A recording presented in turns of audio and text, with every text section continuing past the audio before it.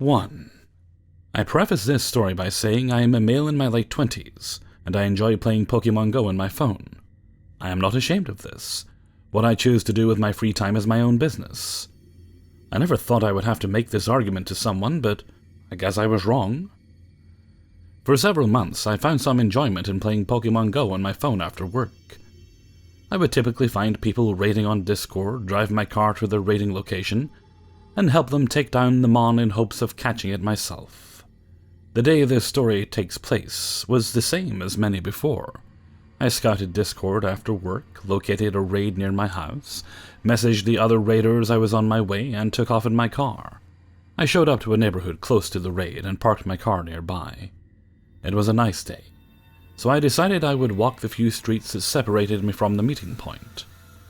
Once I got to the location, I noticed that only 1 or 2 other people had arrived, both in their cars parked close, so I proceeded to the curb near the Pokemon gym, hosting the raid. As I was sitting there playing my game, I decided to pull my vape out of my pocket, to get in a quick nicotine fix. As I did this, I noticed a guy walking out of his house, directly behind and to the left. This guy was getting ready to take his small dog for a walk. It was during this moment I got my first real look at the guy. The best way I could describe this guy to you is that he looked like an older Hulk Hogan lookalike. He had decent muscles for a guy his age, sporting a tank top and what I imagine were Oakley sunglasses. He looked like a guy that probably tried steroids once or twice in his lifetime. Weirder yet, his small dog only had 3 legs. I looked back to my phone and for a brief moment forgot about this guy. It was only about a minute later I heard him approaching, clearly already agitated. The guy spoke out. "What are you smoking there?" He asked. "It's just some nicotine e-liquid," I responded. "If you would rather I didn't vape it here, I can put it away," putting on my friendliest voice to be polite. "You know the people smoke pot out of those, right?" He answered back. "Yes, but I don't. It's not weed, I promise. I just find it to be a healthier alternative to smoking cigarettes.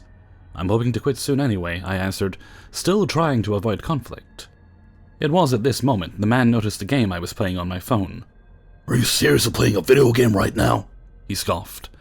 "Yes, it's a phone game that you play by walking around to different locations in the real world. These other people in the cars here are playing too," I pointed out. "Wow. How old are you? You are seriously sitting here playing a fucking video game. You know, you could be doing something productive like working out." It was at this point I was done being polite. "Excuse me, what I do with my free time is none of your business," I responded. "I'm just sitting here minding my own business. Is there something I can do for you? I didn't ask you to come over here." This comment didn't go over well. At this point he began getting closer while puffing out his chest, clearly getting ready to further escalate the situation. I stood up, slightly intimidated. I'll remind you, he's a pretty big guy, but I stood my ground. It was at this moment that one of the other raiders in a nearby car got out and walked over. He walked up to us and got between me and Hulk. He got face to face with the guy, clearly irritated at what he heard out of his car window. "So what if this guy plays games on his phone? I do too and I'm older than him. What's the point you trying to make?" the new guy asked. I backed off a bit, but stayed close in case this new guy needed my backup if the situation went even further south.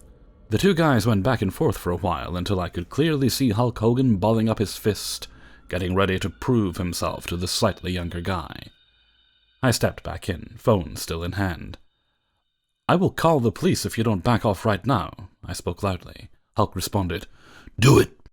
You guys are in front of my house, clearly trying to start something." If it wasn't for the adrenaline, I would probably have laughed at this. It was then I walked a few feet away and dialed the police. The 2 other men continued for maybe 5 more minutes before Hulk finally slunk back to his house, aware that I made good on my promise of contacting the authorities. When the police finally show up, I gave a lady cop a recounting of the events that had passed. Hulk had already retreated inside his house. It was then the officer asked me a strange question. "Did the man have a 3-legged dog?" "Yes," I responded. "Yes, you are not the first person we've gotten a call from about him. He's been violent at times in the past. I would avoid this house from here on out. We will go speak to him shortly."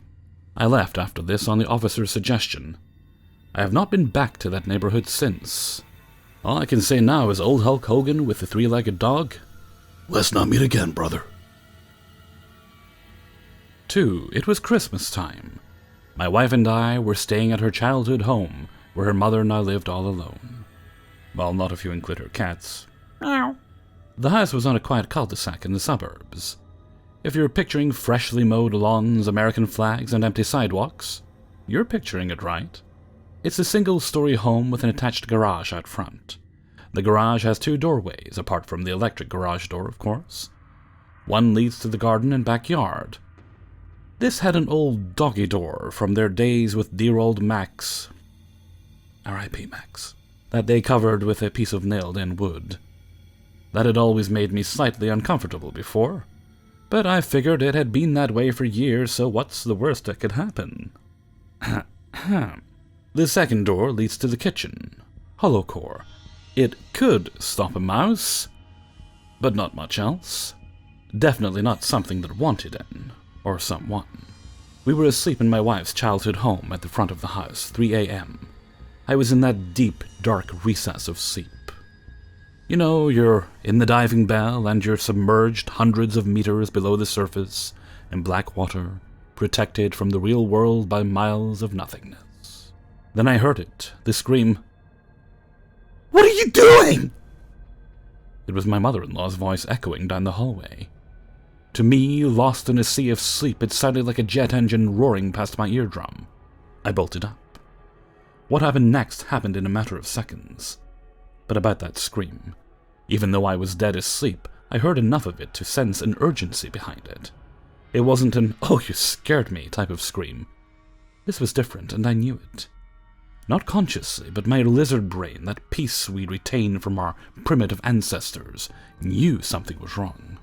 I watch and read a fair amount of true crime, and this scream awakened that horrible fear. The one that says, this can't really be happening to me, can it? Honestly, in that second of the night, it sounded like someone was about to be murdered. You ever wonder if you're a fight-or-flight type of individual? I always have. And I came to know something about myself after this night. I'm a fighter. I leapt out of bed, growled, yes, growled, in the manliest voice I could muster, "I'm gonna kill you, motherfucker!" and took off running. I tore open the bedroom door and ran into the hallway. There, at the end, I saw my mother-in-law, nightgown on, look of utter shock on her face, standing still. We make eye contact as I continue to ward her. Then she turns her head, looks directly into the kitchen. I hurry past her and round the corner into the kitchen. The hollow core door is obliterated, shards everywhere. I look through the open frame and see the electric garage door is open. I push ahead. As I run into the garage, I hear it. The sound of someone hopping into a running car just out of view. Just as I make it onto the driveway, I see a car peeling out from the sidewalk adjacent to the house.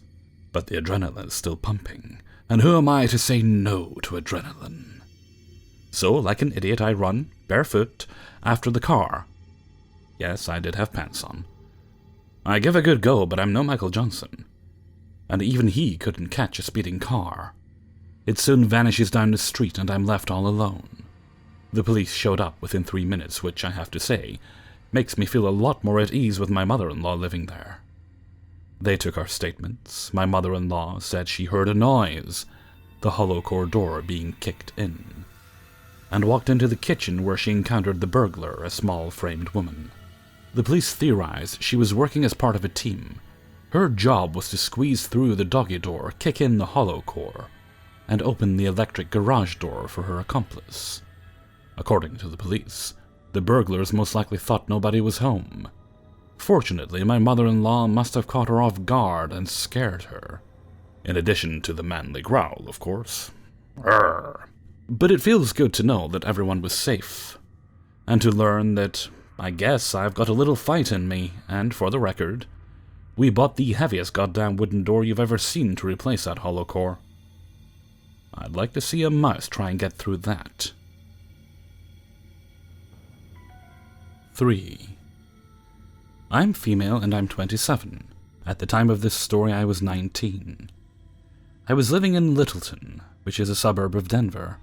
I lived and worked within the same block, working at a hair salon, and lived in an apartment across the street and behind the salon.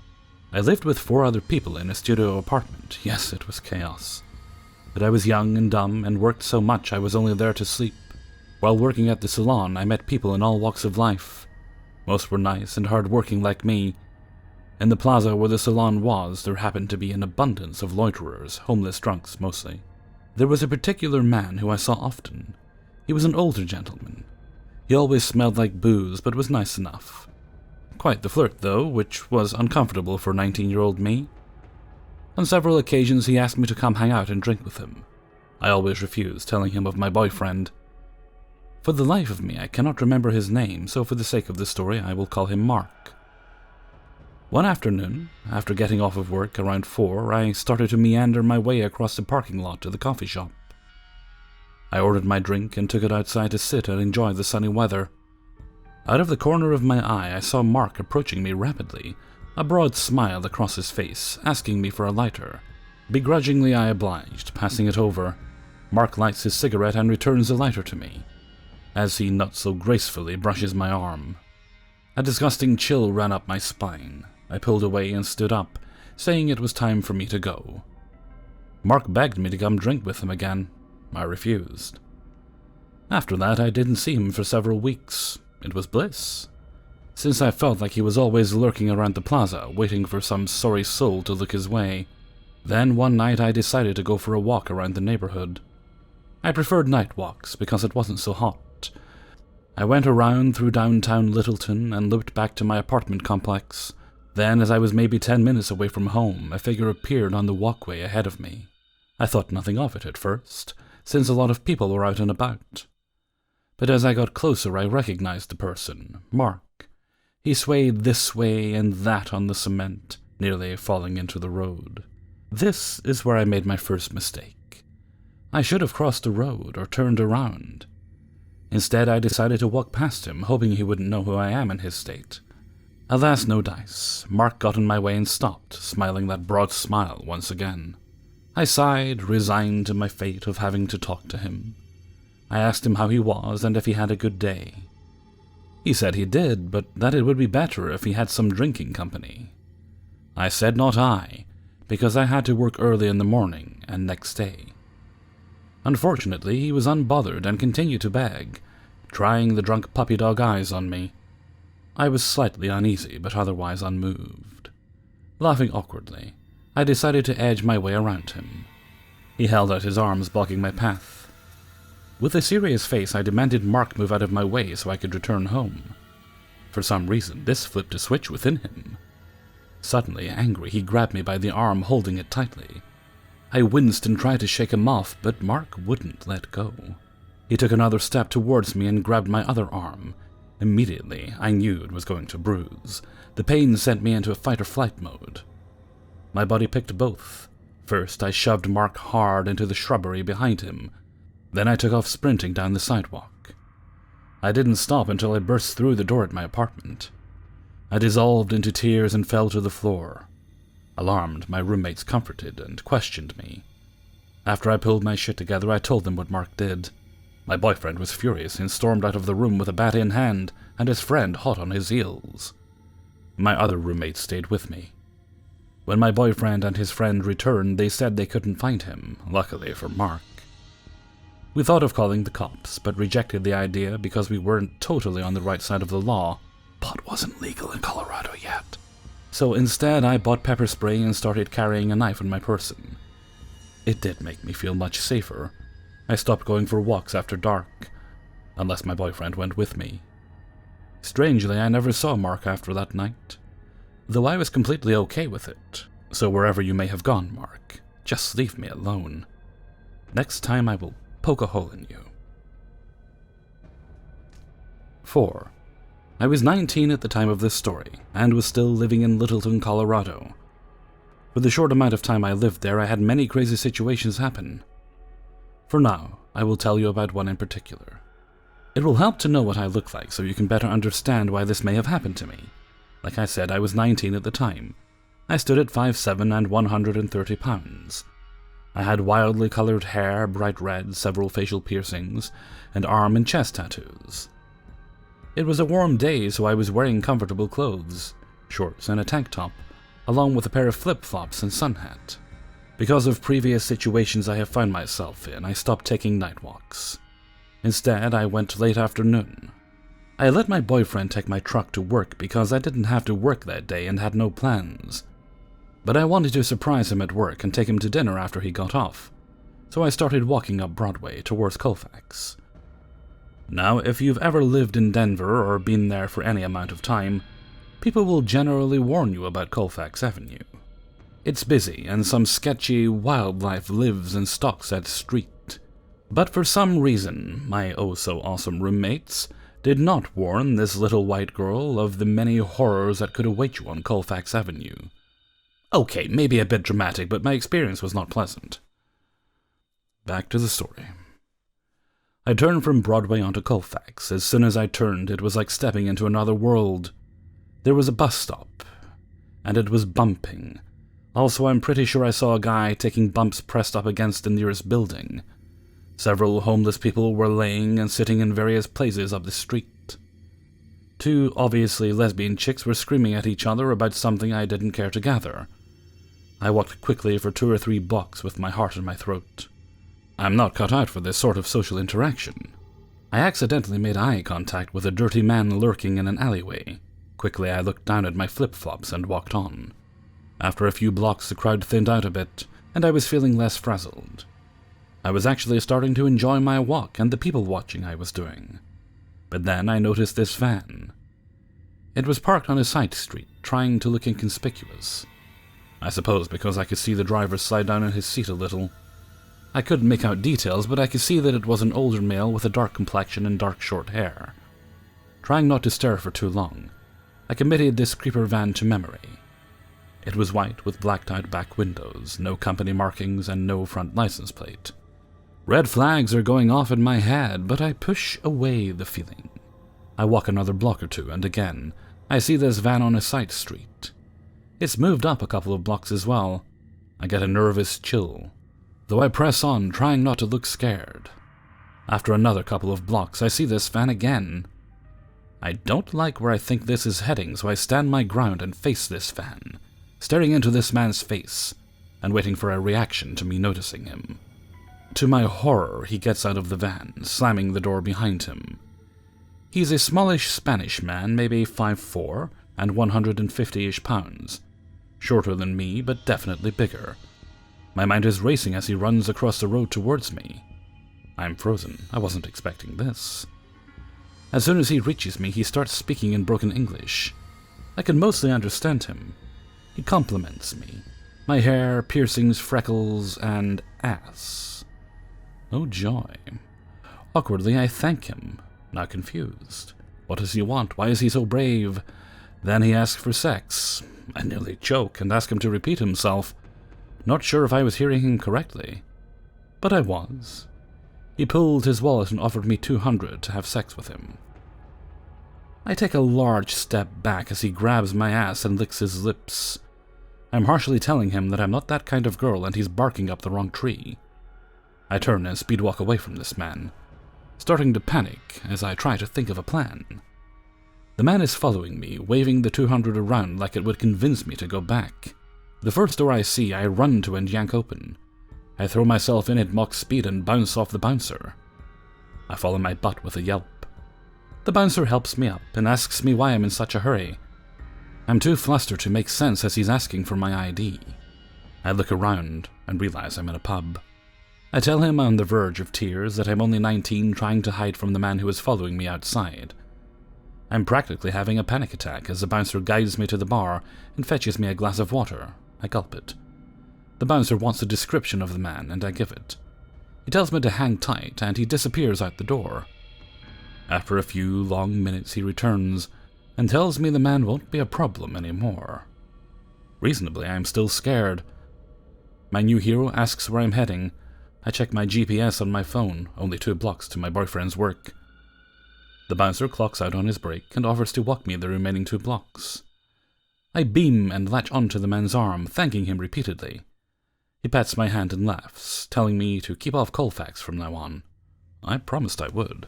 When we walked into my boyfriend's work, he gave me a quizzical look. I thanked the bouncer again and sent him on his way. I explained what happened to my man, and he laughed at me. Perhaps I deserved that, but no one warned me. I didn't take him to dinner that night and never walked that street alone again. So, creepy creeper in the creeper van, stay the fuck away from me and keep your 200 for something less creepy. Hey everybody, Hellfreezer here, and thank you very much for listening to... 4 true scary stories. This will be either 2 or 3. I haven't done too many of these ones. And thank you very much to everybody who allowed me to use and sent in stories for use in this video. Okay, I know I've kept you waiting a bit longer. Well, 2 weeks longer than I meant. But this week we should have Glitch Monthly number 3, I think we're on. Number 3, is it? We're on? We'll have that up. I have a good chunk of the stories already, so I'll work about getting those sourced and recorded. And we're looking good for like paranormal, and we're halfway there for spinning plates later in the week. So I'm not going to be scrambling to find those, so I can concentrate on the glitch video. And we might, let's see. Yeah, we'll see about when I can get the next one after that done. It hopefully won't be as long, we'll see. Okay, and with that I'm going to head off for now. So until next time, thank you very much for listening, and take very good care of yourselves.